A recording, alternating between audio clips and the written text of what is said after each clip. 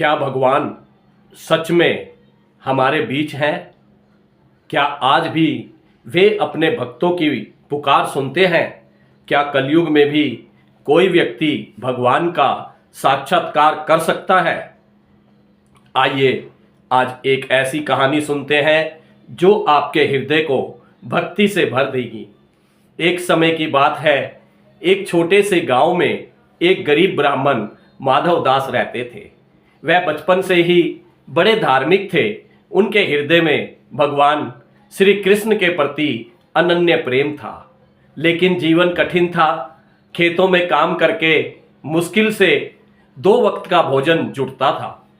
फिर भी हर सुबह वे अपने झोपड़े के बाहर तुलसी के पौधे के पास दीप जलाते और कृष्ण का भजन गाते। गांव के लोग उनका मजाक उड़ाते, अरे माधव, भगवान के नाम से पेट नहीं भरता, तू मेहनत कर, भगवान तुझे कुछ नहीं देंगे। माधव मुस्कुराते हुए कहते, भगवान मेरी भक्ति का फल अवश्य देंगे, बस समय आने दो। परंतु समय बीतता गया और माधव की गरीबी कम नहीं हुई। एक दिन गांव में एक बड़ा उत्सव हुआ। राजा ने घोषणा की, जिसके पास सबसे अधिक धन और अनाज होगा उसे राज दरबार में सम्मान मिलेगा।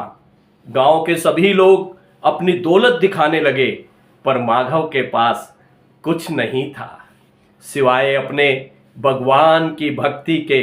उस रात माधव बहुत व्याकुल थे। उन्होंने भगवान श्री कृष्ण से प्रार्थना की, हे प्रभु, क्या मेरी भक्ति व्यर्थ है? क्या मैं आपको प्रेम करता हूँ लेकिन आप मेरी पुकार नहीं सुनते? भावनाओं में बहकर वे कृष्ण मंदिर गए और मूर्ति के सामने रो पड़े।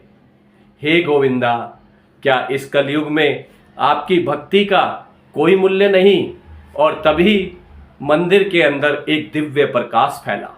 एक अद्भुत बालक प्रकट हुआ जिसने नीले वस्त्र पहने थे, सिर पर मोर पंख लगा था और हाथ में बांसुरी थी। माधवदास ने आंखें खोली और स्तब्ध रह गए। का कौन कौन तुम बालक? मुस्कुराया और बोला, माधव, मैं वही हूं जिसे तुम प्रतिदिन पुकारते हो।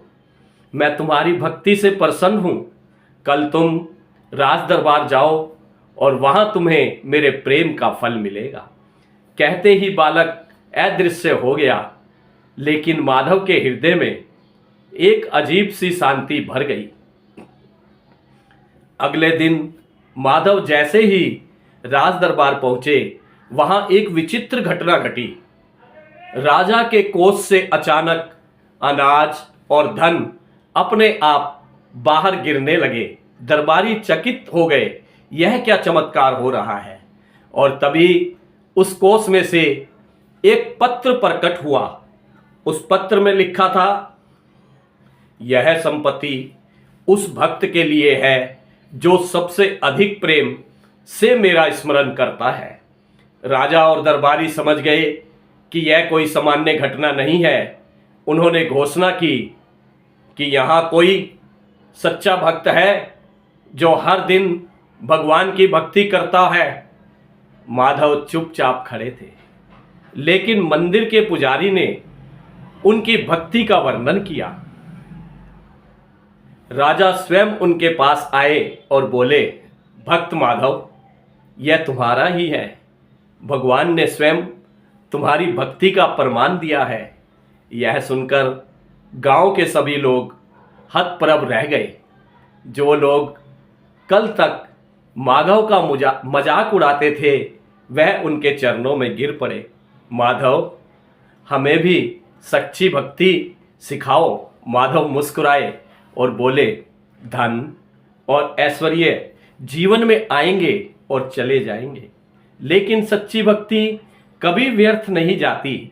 भगवान भक्त की परीक्षा अवश्य लेते हैं, परंतु अंत में उसे अपनाते भी हैं। इसके बाद माधव ने वह सारा धन गरीबों में बांट दिया और शेष जीवन भजन कीर्तन में बिता दिया।